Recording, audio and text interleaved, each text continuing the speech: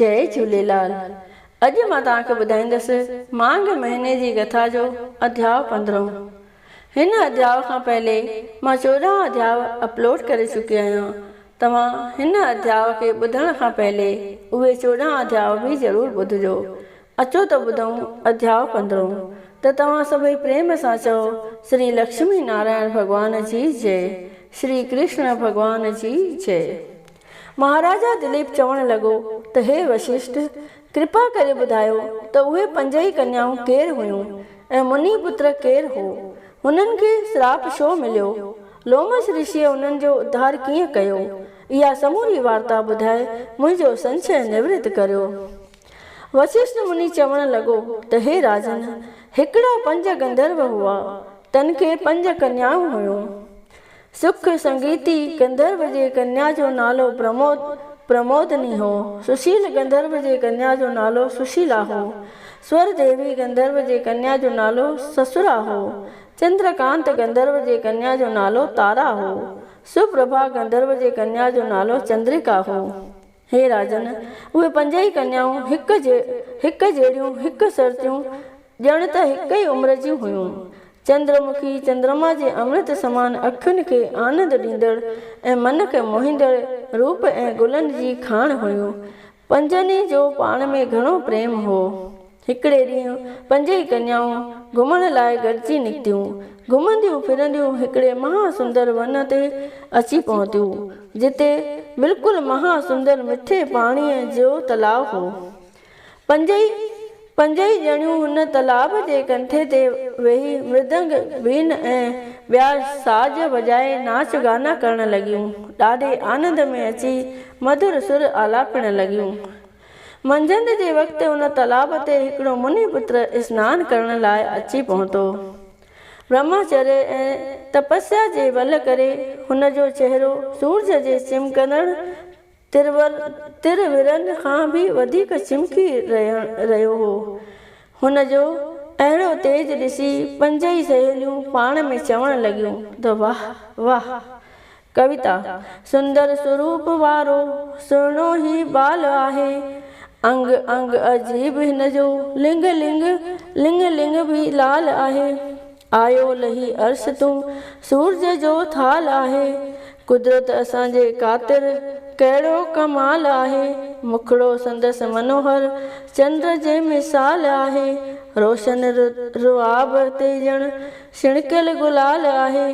अखियुनि में तेज तपस्या जो बि अथसि समायल, पर हिन ते होत हरगिज हेदे न ख़याल आहे। हाय, कहिड़ी न मन मोहींदड़ कामदेव जी मूरत असांजे अखियुनि आॾो बीठी आहे। शायदि विधाता हिन खे असांजी आशा पूर्ण करण लाइ हिते मोकिलियो आहे ऐं पार्वती देवी प्रसन्न थी आहे। इन्हनि पूरन पचाईंदे हुननि खां गानो बजानो बिल्कुलु भुली वियो। लॼ शर्म लही वियो। पंहिंजे जवानीअ जे फूह में फाटण लॻियूं। हर का हुनखे पंहिंजो पति बणाइण जी इच्छा करण लॻी। नेठि मुनि पुत्र जे वेझो वञी हुनखे पंहिंजे नाज नखरे सां निहोरण लॻियूं। अखियुनि जे भयानक ऐं रसीलनि बाणनि सां हुनजी दिलि घायल करण लॻियूं। मुनि पुत्र हिननि जो नाज नखरो ॾिसी वॾे विचार में पइजी वियो।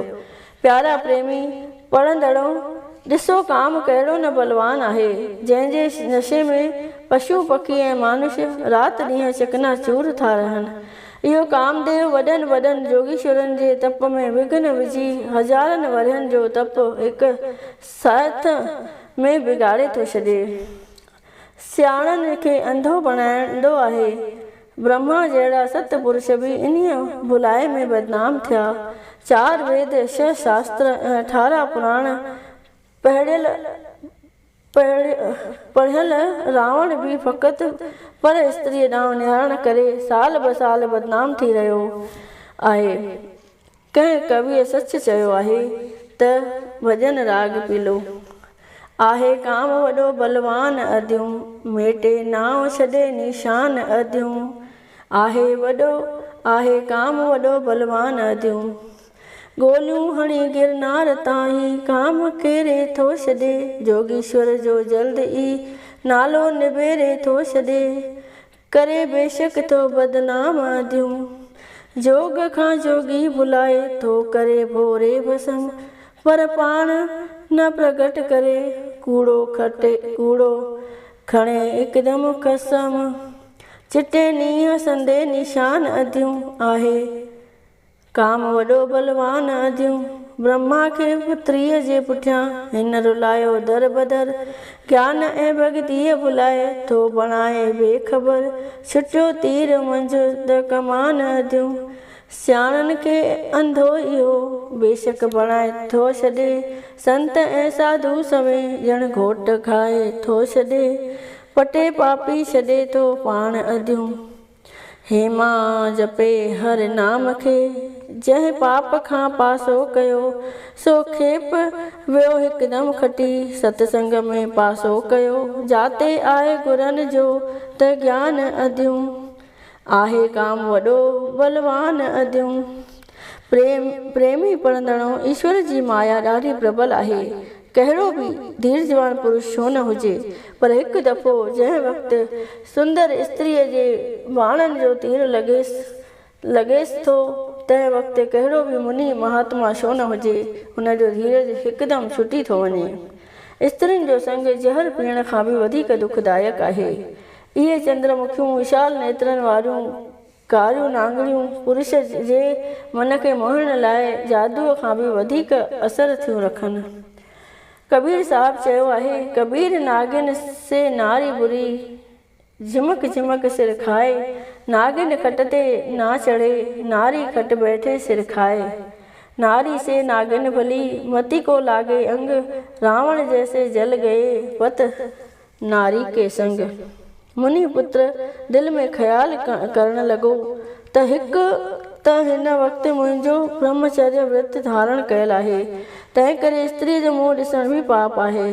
तंहिंखां सवाइ कविता, नारी जा धारी आहे, विख जी कटारी आहे, माण्हूअ जे मोहण ख़ातिर नांगण सां कारी आहे, अंग अंग में उनजे भरियल जहर आजोर वारो, अखियुनि में जादू मंत्र मोहबत जी मारी आहे, रहे थो थण में रहजन, कहिड़ो न काम कहिरी, हणे थी दिलि खे धाड़ो, खुआरीअ जी खारी आहे, सवे थी साधू मोहे, भगत ऐं संत वारी, दगे थी जंहिंखे ॾाइण, डंगे थी जंहिंखे ॾाइण, छुटण लाचारी आहे, वासिंगनि विछुड़नि खां बि जहरी ज़बान जंहिंजी, हेमा पर नारी अहिड़ी चुहड़ी चमारी आहे। इहो वीचार करे मुनि पुत्र हुननि जे ॾिसंदे ॾिसंदे उते जो उते अंतर ध्यान थी वियो। ऋषि दत्तात्रेय चवणु लॻो त हे राजन, उहे 5 ई गंधर्व कन्याऊं मुनि पुत्र खे न ॾिसी हिकदमि ज़मीन ते किरी पयूं। थोड़ी देरि खां पोइ जॾहिं सामती में आयूं त हे प्राण प्यारा, असांखे हिते अकेलो छॾे तूं कहिड़ी गार में गुम थी वएं, असांखे पीड़नि सां फासाए, जादुनि में जकड़े, प्राणनाथ सच ॿुधाए तूं काथे वञी लिके। अहिड़ीअ तरह जा विलाप कंदियूं 5 ई कन्याऊं शाम जे वक़्तु पंहिंजनि घरनि ॾांहुं राही थियूं, पर हुननि जे चहिरे ते जर्दी छायल हुई ऐं मन में मुनि पुत्र जी प्रीति ऐं व्याकुलता सबबु वासो करे वेठी हुई।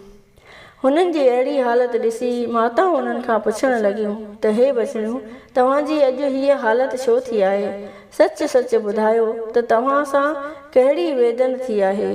इति श्री पद्म पुराणे माघ महात्म्य 15वां अध्याय संपूर्ण थियो। सभई प्रेम सां चओ लक्ष्मी नारायण भगवान जी जय। श्री कृष्ण भगवान जी जय।